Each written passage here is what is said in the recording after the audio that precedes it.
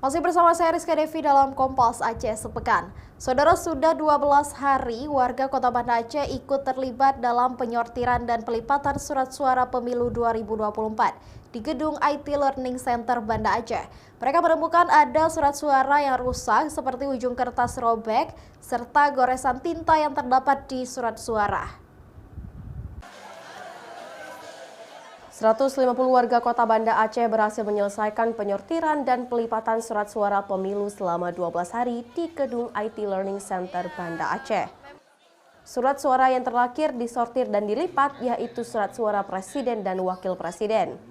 Selama proses berjalan, ternyata warga menemukan surat suara yang rusak seperti ujung kertas robek serta goresan tinta yang terdapat di surat suara.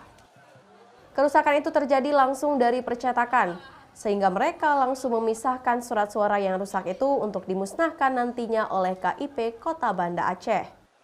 Ada rusak, tapi rusak ada surat dari pabrik percetakan, ada lipatan yang sudut, ada bolong, ada tinta yang terkucak dari tinta-tinta yang hitam, mungkin kena dari parpol.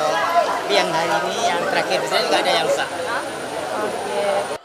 Sementara itu, KIP Banda Aceh mendata ada sekitar 1.127 lembar surat suara yang rusak.